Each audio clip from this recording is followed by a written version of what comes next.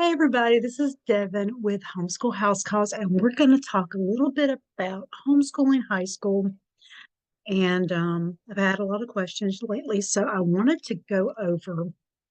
My computer's dirty. I started cleaning. So I want to go over a little bit about high school. So answer a couple of parents' questions. So let me share my screen.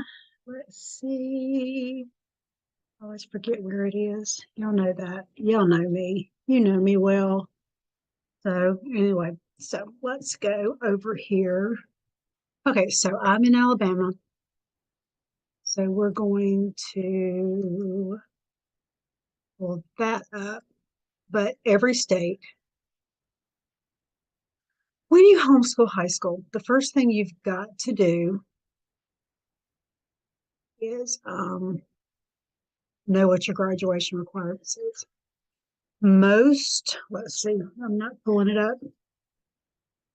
You got to spell it right. You know that, right? Nothing works unless you spell it right. That's just how life is. So, anyway, every state has their own, each state controls their own educational laws. So, you need to check your state and see if they have any graduation requirements for high school. Now, I'm in Alabama, so that's what I know best. I might be able to give you a little bit of info on the states that surround Alabama, but I'm gonna show you on this. So in Alabama, we have no high school graduation requirements, no exit exam, no real guideline. And on one hand, that's a little scary.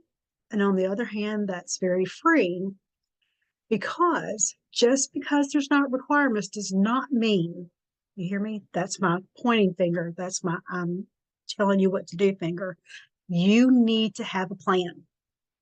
If you are just completely blindsided with the idea of making a plan, use what's already there. Don't invent the wheel. So you don't have to invent the wheel with homeschooling. In the beginning, you might have 20, 30 years ago, but we have so much now that you don't have to. So in Alabama, I always say use this as a guide. It's a tool. The graduation requirements, they are not the law for us in Alabama if you're living in Alabama. Somewhere else, I don't know. You'll have to look. You can set up appointments with me and I will help you look. But for a video on YouTube for free, I'll just show you, kind of give you an idea where to start. So these are Alabama's requirements. Now, with my kids, I have five. Two are in university, two are in high school. This is my tool that I use. I always want the four core. What do we mean by the four core? Four maths, four Englishes, four sciences, four histories. Um, don't overthink that. Whatever, I don't worry about the order. I don't worry about, well, with math I would, but everything else I don't particularly worry about the order. Um, if you have a child that has an ADA disability, um, don't stress over what level math. Um, you can call it math 9, math 10, math 11, math 12. Just have four maths, have four Englishes. I keep the names on your transcript, keep the names simple. Don't call it Miss Barbara's Guide to U.S. History. Call it U.S. History.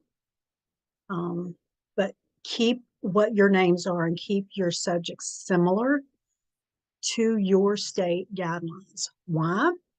Because at some point you're going to want to do something after high school and you want it to look similar. You don't want to be flagged.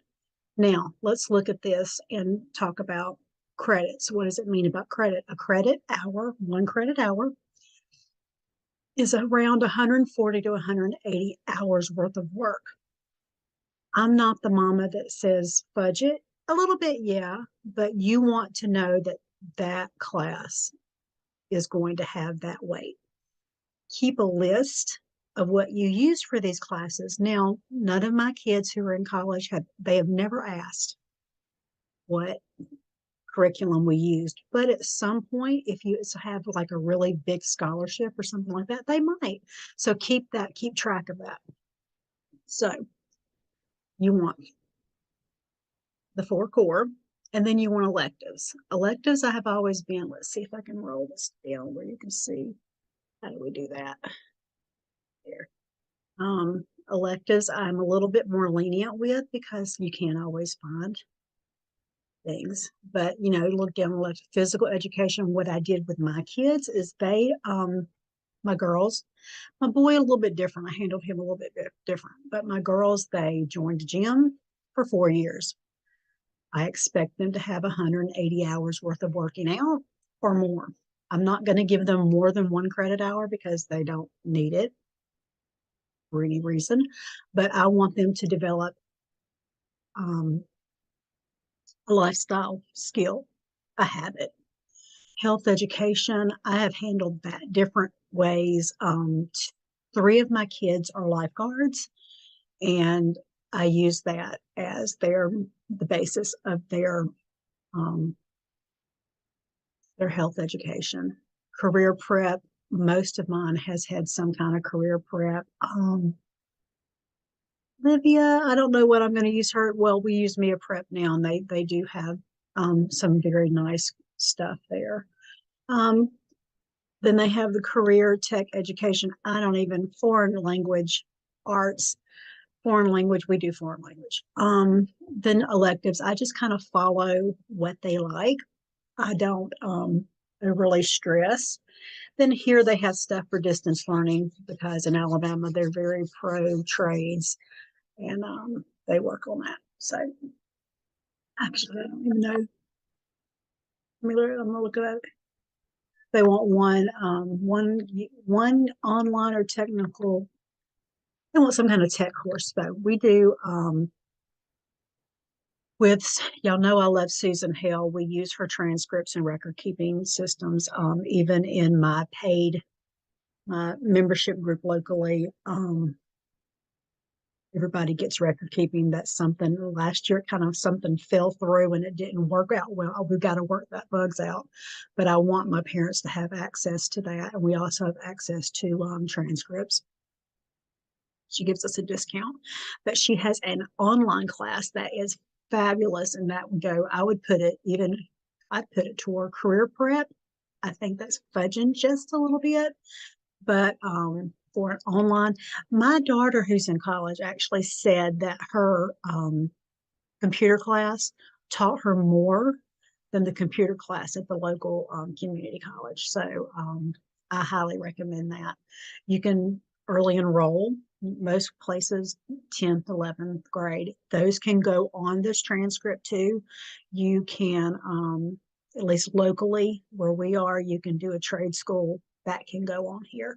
So there's a lot of options. Let's see, what else can I tell y'all about this? I don't want to keep this video too long, but that's basic. As you hit the 4 core and then you hit 2 electives a year, you're going to have enough. You'll have enough to graduate. Check your local summer school program with your high schools. You might be able to do driver's ed. Most of my kids have done driver's ed that way. You can do early enrollment, which is basically they go on campus. I am not a fan of pushing early enrollment. A lot of people do when they homeschool. If you have a child that is geared that way, you can do it. I'm not a fan of pushing them to grow up before they're ready. I know that we all think, don't fall in the trap of thinking your high schooler is an adult. They're not. They still need you, mama. They still need you big. So I have some that want to early enroll and have some that don't. So just go with the flow. There's no right or wrong. You're not messing them up. You're doing a great job.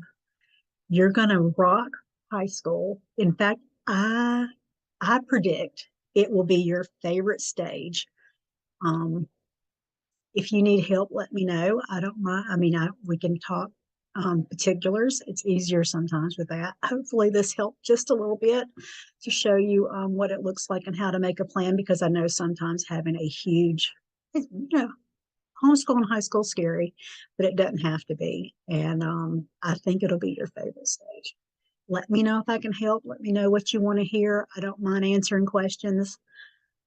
I think it's lots and lots of fun. And maybe we'll do another maybe we'll do another video on um, curriculum suggestions for these. I've done those before. I think I've done everything but senior year.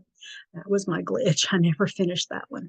But we can go over some suggestions on curriculum.